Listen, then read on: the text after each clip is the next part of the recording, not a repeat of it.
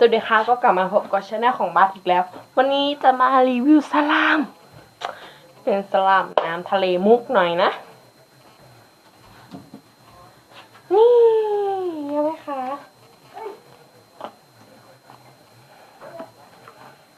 ว้าว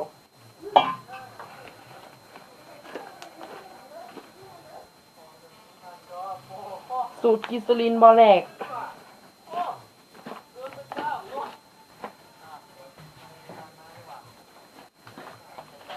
นี่ค่ะสูตรกิสลินบอแลกอันนี้ตัวใหม่25 บาท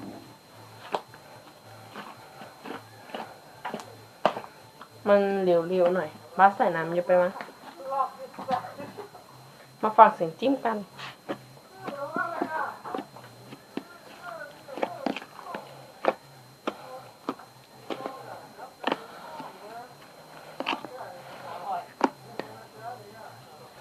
ฟูหน่อย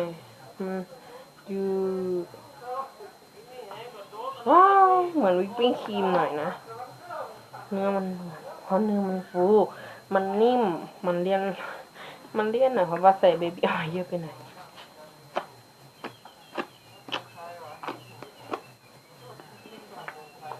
ว้าวก็จะขายกันแหละก็จะส่งไปให้ใครไม่รู้ใครอยากได้ก็คอมเมนต์ด้วยอยากได้ส่วนนี้ก็ต้องตอบคำถามนะจ๊ะ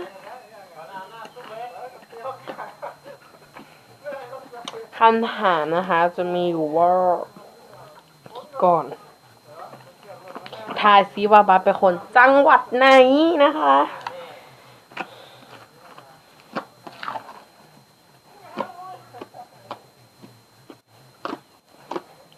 เพราะว่า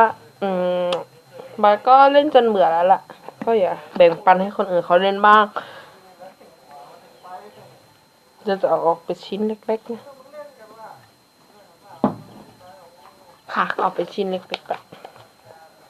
แผ่บางไม่บางมากใส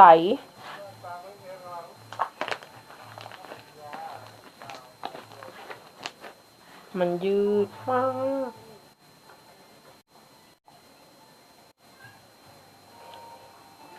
มันกินได้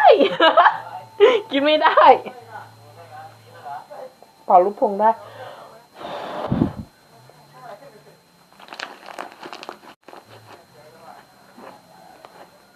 ออกมุกด้วยเห็นไหม